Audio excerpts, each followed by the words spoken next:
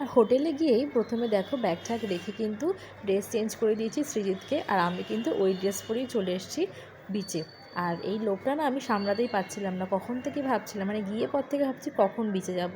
প্রথমে বিচে গেছি, তারপরে কিন্তু সৃজিত এমন একটা ধাক্কা খেয়েছে জলের, মানে স্রোত এসছে, ও কিন্তু পুরো ভিজে গেছে, মানে পুরো পড়ে গেছে মাটিতে। আর তারপরে একটু কচুরি কিনে নিয়ে এসেছি, স্ট্রিট ফুড যে পাওয়া যায় না, ওখান থেকে কিন্তু কিনে নিয়ে এসেছি লুচি আর ঘুগনি। লুচিটা টেস্টি খেতে হলেও ঘুগনিটা কিন্তু একদমই বিলা ছিল। আর তারপরে দেখো আমি একটু ড্রেস চেঞ্জ করে নিয়েছি, আর এবার যাব কিন্তু একটু বিচে। একটু না, সময় কাটিয়েছি আমরা এখানে প্রায় 3 ঘন্টা মতো।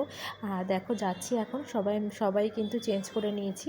সবাই যদিও অনেক আগে থেকেই আমাদেরকে বলছিল তাড়াতাড়ি চলো তাড়াতাড়ি চলো, যেহেতু একবার এসে একটু পা ভিজিয়ে গেছি, সেই জন্য কিন্তু একটু টিফিনটা করে তারপরে কিন্তু আসলাম একটু চেঞ্জ করে। আর এবার যে দেখো জলে নামছি, প্রথমেই কিন্তু জলে একটু নেমে কিন্তু উটের পিঠে উঠেছিলাম। আর উটের পিঠে আমরা 3জন উঠেছিলাম, সেই জন্য নিয়েছিল কিন্তু 150 টাকা।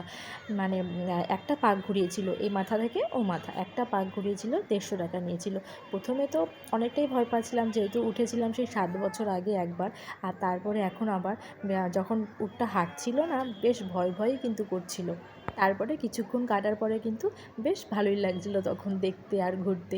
আর রোদের মধ্যে তো ভীষণ, মানে এখানে আমাদের ওখানে কলকাতায় যেহেতু একটু ঠান্ডা, কিন্তু এখানে না ভীষণ গরম পুরীতে। আর জানো তো সৃজিত প্রথমে উঠে পর থেকেই কিন্তু কান্না করছিল, তারপরে ওকে অনেক কষ্টে একটু বুঝিয়ে শুনিয়ে তারপরে কিন্তু ও মজা পেয়ে গেছিলো।